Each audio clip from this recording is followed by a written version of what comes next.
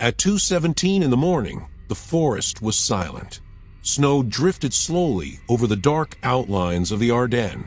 The town of Bastogne lay buried in white, its streets barely visible beneath layers of ice and ash. Somewhere beyond the tree line, German engines rumbled in the distance.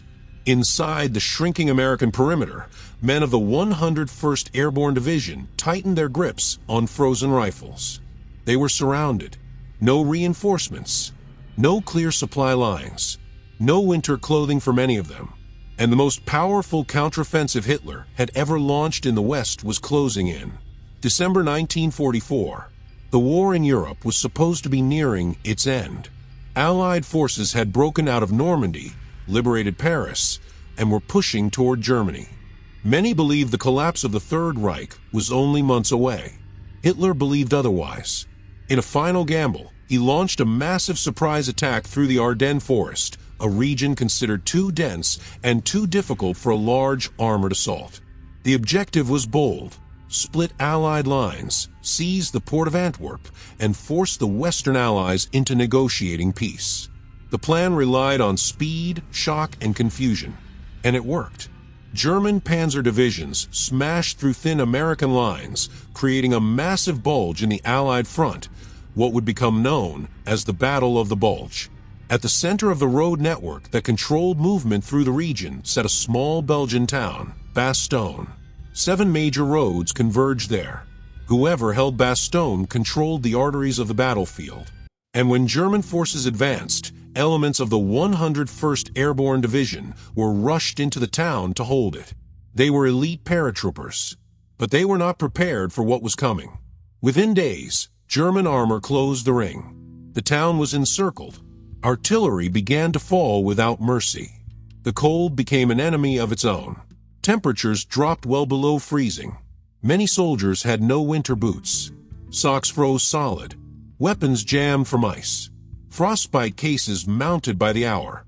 Medical supplies dwindled quickly. Morphine ran low. Bandages were reused. Surgeons worked in unheated buildings lit by dim lamps. Outside the perimeter, German loudspeakers broadcast surrender demands in English. Then, on December 22nd, German officers approached under a white flag. They delivered a formal message demanding the surrender of the American forces in Bastogne, warning of annihilation if they refused. The message reached Brigadier General Anthony McAuliffe, acting commander of the 101st. He read it, paused, and reportedly responded with a single word: nuts. It wasn't arrogance. It wasn't theater. It was defiance born from understanding something simple. Surrender would mean collapse, not just for Bastogne, but for the Allied line. So they held. German artillery intensified. Tanks probed weak points in the perimeter. Infantry assaults came through the snow-covered woods. Visibility was low. Confusion constant. Every tree line became a threat. Every shadow might conceal movement. American units were stretched thin. Some platoons defended sectors far larger than doctrine allowed. Ammunition had to be rationed carefully. Every shot mattered. Yet something remarkable happened inside that frozen ring. The perimeter did not break. Small groups reinforced each other when possible. Medics crawled through snow under fire to reach wounded men. Officers reorganized shattered squads in real time. Artillery units calculated firing solutions with dwindling shells. Morale did not collapse. It hardened, because the men understood something the enemy may have underestimated. They were not simply defending a town. They were buying time. Every hour they held Bastogne slowed the German timetable. Every failed assault drained fuel, ammunition, and momentum from the offensive. The German plan required speed. Bastogne forced delay, and delay in war can be fatal. Meanwhile, General George S. Patton's Third Army was executing one of the most aggressive maneuver shifts in American military history, pivoting north in brutal winter conditions to relieve the encircled town. But until relief arrived, Bastogne stood alone. On Christmas Eve, the shelling intensified. Civilians hid in basements. Buildings burned. The sky remained gray and unforgiving. Then, on December 26th, elements of Patton's forces finally broke through the southern edge of the perimeter. The siege was not instantly over, but the ring had been cracked.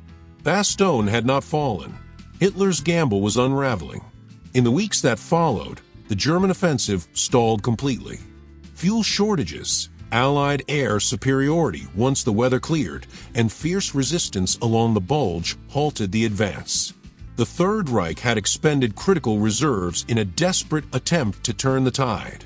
It failed, and in the frozen center of that failed gamble stood Bastogne, not as a story of perfect conditions, not as a tale of overwhelming strength, but as proof of something more enduring: resolve under pressure. The men of the 101st did not have superior numbers. They did not have superior firepower. They did not even have proper winter clothing. What they had was discipline, cohesion, and the refusal to surrender when surrender seemed rational. That is what made the difference. History often remembers sweeping offensives and grand strategies.